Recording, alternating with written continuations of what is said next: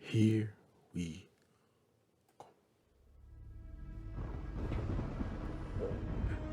neighbor horror stories. I got a few of them. Some even involved brandishing When I was weapons, 30 years old, I'd saved enough money to buy my first house. It wasn't anything special, and honestly, all things considered, it wasn't in the best neighborhood either. But I was still proud of the accomplishment nonetheless. I'd met all the nearby neighbors in, I'd say, the first 2 weeks I moved in. Considering the neighborhood, I was surprised to discover they all actually seemed pretty nice. A couple of them even invited me over for dinner a few times. And having lived in different apartments all my life, this wasn't really something I was used to. Of Yeah, course, definitely they been weren't an all like this, apartment however. complex. 2 houses down from the house I moved into lived a man that was probably 50 years old. Upon moving in, every other night or so, the dude would knock at my front door at some absurd hour asking for stuff. So, like, as an example, the Begging first time it ass. happened, he asked me if I had any spare bread I wasn't gonna eat. Another time, he asked me Spare if I could fill up bread. a bucket with water because his was turned off. Oh It wow. was just random, but somewhat understandable things like that. But I drew the line when he started asking me for money. Oh I boy. figured I had no obligation to be constantly meeting this guy's needs. He was built up to that. He coming to talk about, so do you have any bread that you're not gonna eat? Like, that is weird. That's awkward. That's a weird thing to think. Do you have any bread that you're not gonna eat? And then asking him to fill up a bucket of water because his is off. His water's off. And then he just worked his way up to asking for money. I'd be like, dude, if this is a neighborhood where there's houses, I'd be like, dude, maybe like you own a house and maybe you should, sell it and move into something more manageable. Like, why are you, if you can't afford, the utilities and stuff like that, then you shouldn't have bought a house. You can't afford it.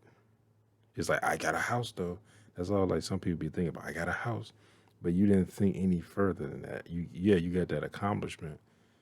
But now what? Now you can't pay for shit and you don't have the money. Like, it's not like you lost your job or something like that.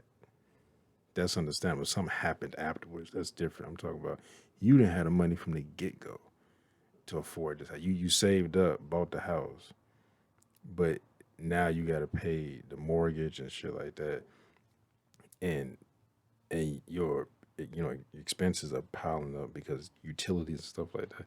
You better hope like shit don't flood or you get a burst water pipe in that motherfucker, and you gotta all of a sudden shell out like $4,000. Like, I mean, I had pretty much just met the dude. I'd started opening the door to his knocks less and less, but this didn't seem to have any effect on the number of times he would show up. Fast forward to a night a few weeks later, and again another knock. I planned to ignore it, like I'd grown accustomed to doing by that point. But as I looked through the people, I noticed the guy looked distressed. Seeing this, I decided the right thing to do would be to open up the door. So I did. I asked him what he needed, and what he responded with was not at all the type of response I was expecting. He asked me if I could come over and show him how to use his new grill. Now, this happened around midnight, which in Wait my a minute. opinion was an extremely odd time to start grilling. You asking for money? You got money to buy a fucking grill? Is that what you use the money for? To buy a damn grill? I mean, maybe he needed that. Like if his, if his water's off, maybe he don't have any electricity, and so he barbecue everything. But like, what the? I remember when I was a kid, we didn't have electricity or heat for 2 years straight. And either my dad, he bought, because I remember he also bought one when we was in Mississippi, but we didn't use it until Hurricane Katrina. It was a grill, but it was like powered by I think propane. I think it was like a propane grill because we also had a heater, like this big heater. It was like, I'm trying to think how tall I was then because it was bigger than me. The thing's like this tall, big wide heater, like about this wide around, and and that it would heat up like the whole bottom floor. Then the heat rises, you know. But so we had on the bottom floor, but that thing I think ran on propane. Yeah, it did. Cause one time something happened, it was leaking like gas, and we was like, yeah, we because all of a sudden we came in, we smelled like gas. We was like, what the fuck is that? It's like, yeah, cause we were about to light it, and we was like, what the? That was the first thing, cause of course it was cold outside. So we got to light that bit. That whole house probably blowing. Apparently, it been leaking the whole time we had been gone. But yeah, what the fuck? Like this dude didn't get his shit together. But against my better judgment, I decided I would help him. I was pretty into cooking at that point in my life, and figured taking 10 minutes to show the guy how a grill worked wouldn't be the end of the world. I told him that I'd be over in a second, and that I just needed to put some shoes on. He thanked me and started walking back. A couple minutes later, and I made my way over to his house. I opened some gate and walked into his backyard. It was dark, so it was hard to see, but it was clear there was no grill. On top of that, the guy was nowhere in sight. Yeah. Oh, he's don't tell me about to His try to back door rob was you. wide open. I stuck my head inside and yelled out for the guy. "Yeah, I'm down here. I need your help getting some meat from the freezer." The muffled response came Where's from the down a set of grill? stairs just to the left of me. I was hesitant to go down. Man, I would have went There were down. no lights on down there. In fact, there wasn't a single light on throughout the whole house. I yelled down the stairs, and asking no him if he could electricity. turn on a light so I could see. There was silence for a few seconds. Eventually, he responded. "No, they're broken. I can't do that." I knew something was off at that point. Man, I yelled back something like, "I think I'm just gonna go, man." I kid you not. The second after I said this, audible footsteps started sprinting up the stairs. My flight reaction kicked in immediately. yeah. I Oh, ran directly back to my house and locked the door behind me. I pulled back a oh, sleeper don't tell and me looked he out one of my windows, he had like a but I didn't see he anything. knock on your door. I was terrified. What the I thought fuck? about calling the police, but decided against it. Man, figuring I shit. really wouldn't be able to prove anything that just happened. For the next few days, I don't care how to I didn't leave call the house for their anything ass. except work. During those days, I never saw the guy, nor did any late night knocks occur. Exactly 1 week after it happened, I was talking with my neighbor across the street. The conversation eventually landed on what I experienced, and how I was planning to move because of it. But I was just met with a look of confusion. I was then informed that no one lived in the house I was talking about. It had been abandoned for 2 years. Oh, he used the same This prompted my neighbor to call the police. stock footage. However, the police would find From nothing stock photo. inside or around the house. I moved out a few weeks later, so that's all I know. He's about to fuck you I'm up. not sure if anything else came from the situation or not. Then get I still don't know who that guy was. your keys and go in He your was house trying and to lure steal me your to. shit. He's learning to fuck you up so you can get your keys and steal your shit in your house. This happened during the summer before my sophomore year in college. At that time, I was doing a lot of research for a place I could live during the coming school year that was close to campus. I found multiple good-looking apartments, but all of them were way out of my budget. I quickly figured out that if I wanted to live close to campus, I would need a roommate that could help pay each month's rent. I posted an ad on Craigslist explaining my situation, hoping someone would be interested. Not even an hour after I posted the ad, I got a response. Apparently, it was some older lady in her 70s. I was kind of expecting it to be another student from my university, but I figured it didn't really matter. As long as they were willing No, to you pay got half your of the money. rent, I didn't really care. Don't matter. Plus, I didn't get any further responses in the next week, so I took the one opportunity I was given. Fast forward to the start of the school semester, and the two of us moved in. She introduced herself as Dorothy. She was short and had white hair. Although a little quiet, she seemed nice. I figured we'd get along fine, so I wasn't too worried about the coming months. Oh, there's gonna be some A few creepy weeks shit passed, going on and I here. never really saw her that much. We had the occasional small talk conversation when we were both in the kitchen, but that was about it. For the most part, she would spend all of her time in her bedroom. Occasionally, while I was watching TV in the living room at night, I would hear this high-pitched giggling coming through the walls. Oh, like she could be watching, TV like Martin or The something. first few times it happened, I just assumed she was on her phone or something. But then I realized I never actually heard her talking. It was just her giggling. I couldn't imagine what she was doing. Over time, things just kept getting weirder. For example, she would start coming out of her room for no other purpose than to watch me. She would stay in the Oh kitchen boy. or hallway just See, looking at me while I this is watched this is TV. exactly what I was thinking. Like this goes, this bitch gonna start staring at him and shit. Like what is it like? I've heard a few of these stories where it's always like it's some old person and they just be just sitting there just staring at you like I woke up and I saw a silhouette and I just saw like someone staring at me like this old neighbor or my old roommate like this, which would be very interesting. Like he said, her 70s, because you can't really relate to one another. Y'all might as well come from two different planets. Uh, but I don't know. It seems so weird to be. Oh, especially you put like I'm a college student, stuff like that, and then you 70. He said 73 or something like that, or no 70s. It's you be thinking, okay, he gonna be partying. Because I remember when I got my first apartment, there was an older woman who lived under me. I think I forget. She told me how old she was. Cause she asked me how old I was, and that time I thought I was 24. And yeah, I think 20, 24, 23, somebody might have been 24. And she was telling me like, oh yeah, you can I met her when I was moving in, and I introduced myself to her, and she was like, oh you can, she's like, oh because she saw how she saw how young I look when she found out my age.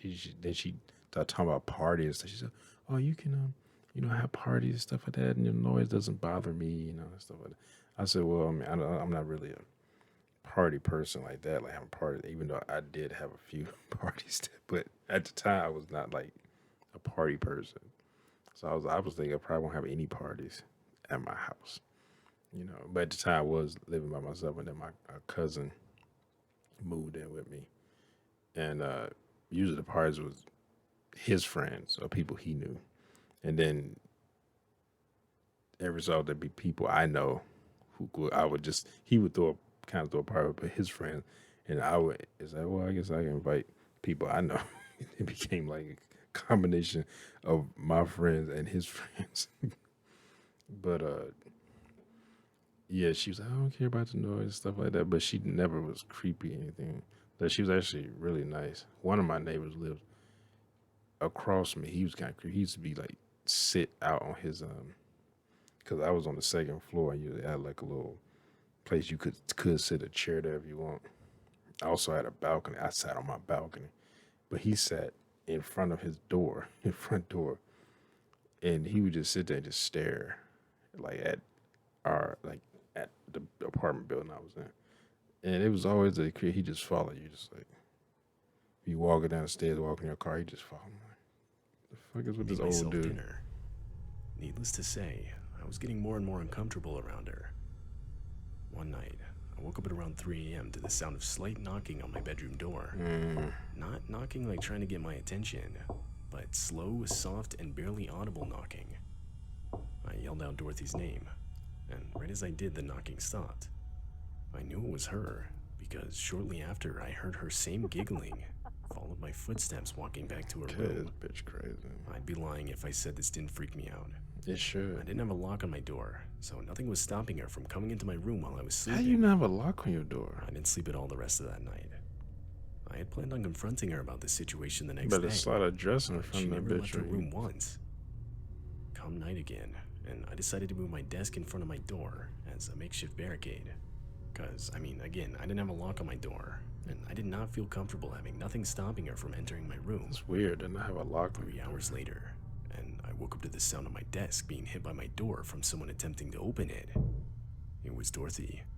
I could see her eye peeking through the crack of the slightly open door. This story sounds Before I could familiar. even say anything, she started screaming and banging on my door. She decided to My kill desk your started ass. to give way, so I got out of bed and helped the door close myself. The screaming and banging went on for 2 more minutes. Once it finally stopped, I got up and called the police. Yeah, I was called the police. When they arrived, I opened the door to my bedroom, and my heart dropped. Every single one of the knives from our kitchen had been stabbed into the door. I was absolutely horrified, but I tried to compose myself. I briefly explained the situation to the 2 officers that arrived. I also told them which room Dorothy was in. She would provide a struggle in being detained, but they would ultimately take her away. The next month, I would move to another apartment, this time with some actual students from my university. I still don't understand what made Dorothy do what she did. My best guess is she had some severe untreated condition she wasn't on medication for. But then again, maybe not. Maybe she seriously intended to use those knives on me in my sleep.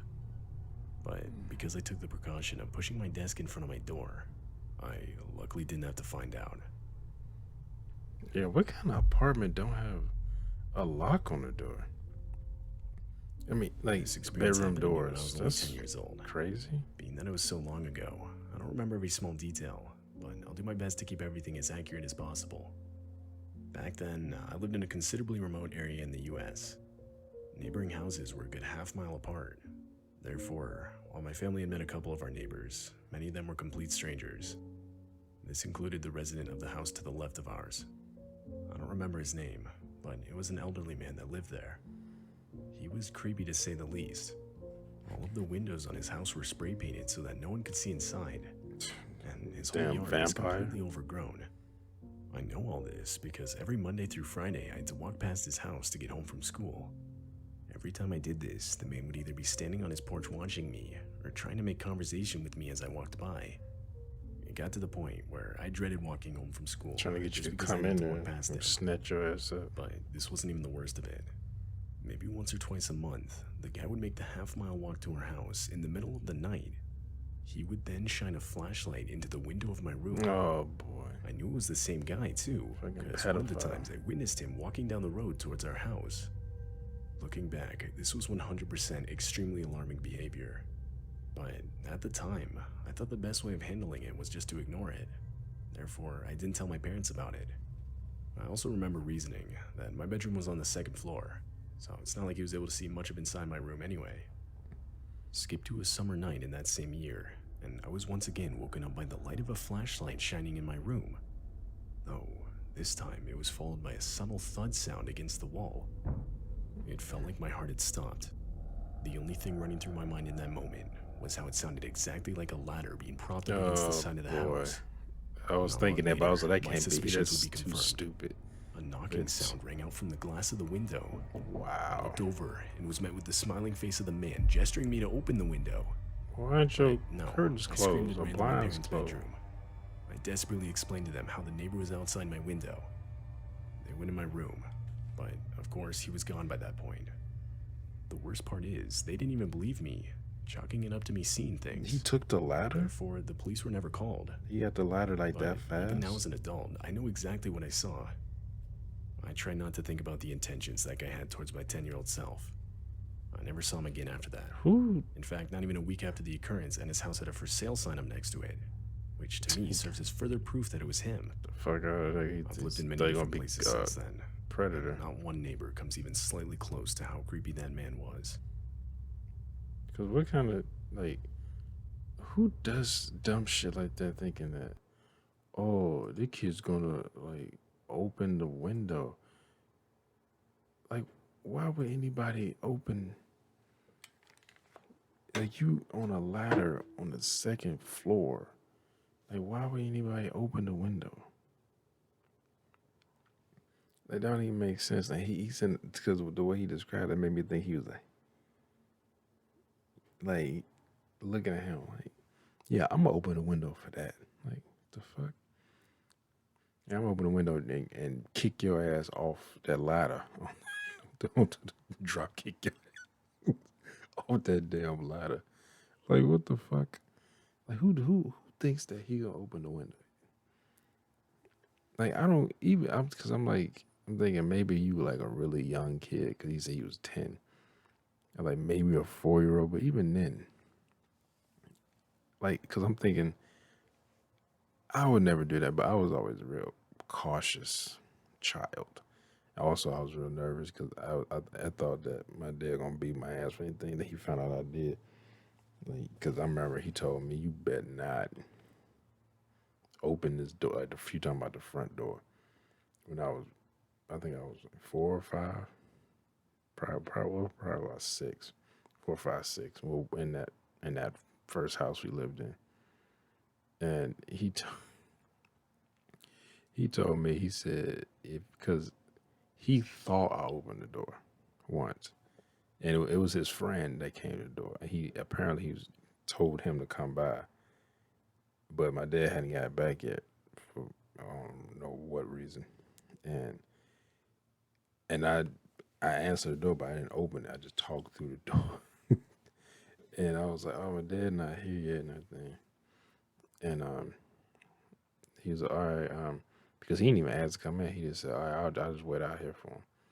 And like, I don't know, like a few minutes later, my dad pulled up, but he thought, I don't know why he thought like I opened the door, because he walked in and looked at me like cause my dad used to have this, like he had this 1,000 yard stare, and his eyes were just like bug out and shit. He just looked and get bloodshot red, and it's like, and I remember he thought, I don't know why he thought I opened the door. Cause I was like, if I opened the door, then why was he outside?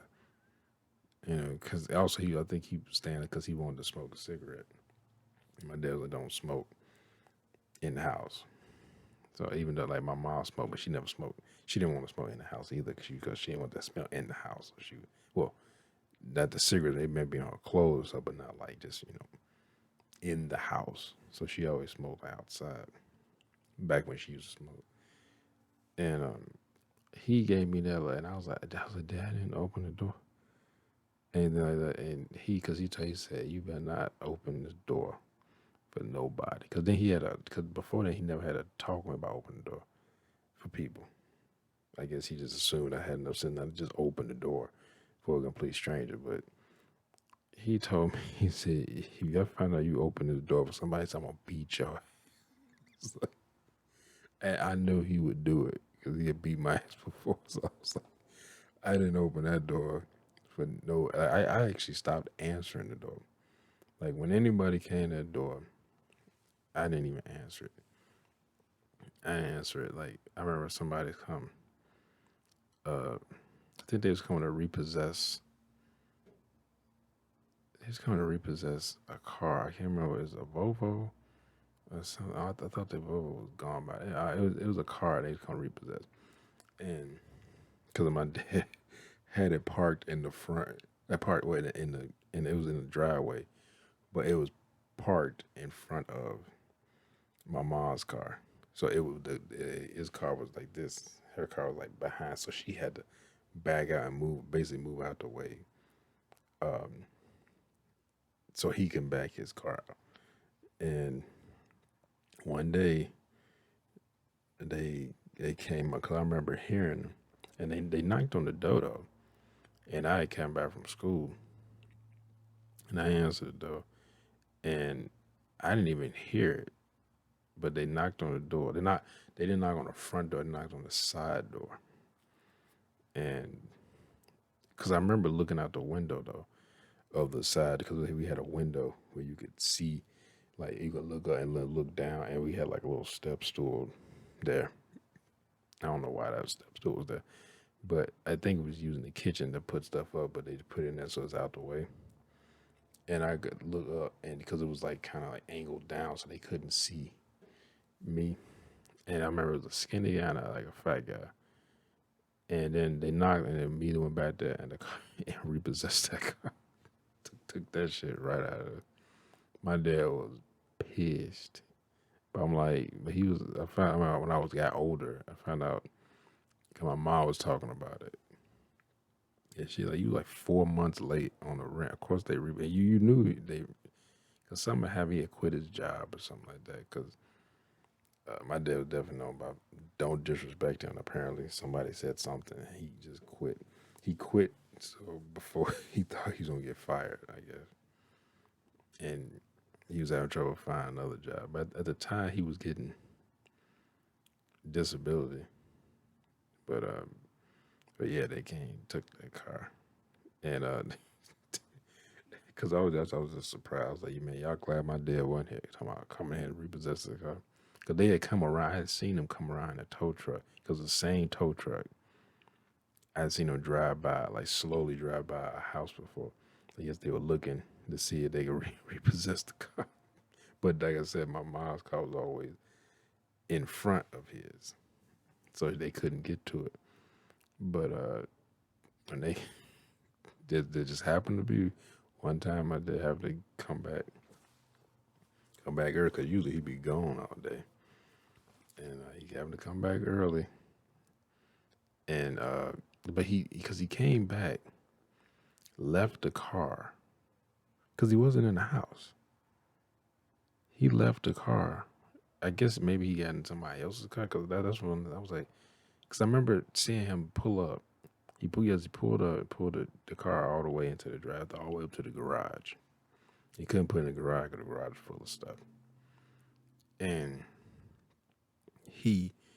then all of a sudden he was going, and then people knocked on the door, but this was like, I don't know, like a couple hours later. And well, not even a couple hours later, it's probably like maybe like an hour, a little bit over an hour. And I think he must have gotten in the car with somebody else because he had done that before. Like his friends were coming. He's like, well, it made no sense in us driving two different cars. But you would think that, especially you expected somebody to repossess your car, because you ain't paid the mortgage, you ain't paid the monthly payments on it. That you would think that you would just, you gonna just take my car, you know. But I don't know, maybe having the gas in there or something. But yeah. Anyway, hope y'all enjoyed my reaction one. If you did, make sure to hit that thumbs up button down below. Make sure to subscribe if you're new here. Hit that bell if you want to be notified when I upload new videos. Comment down below. Share this video. I'll see you next time. Peace.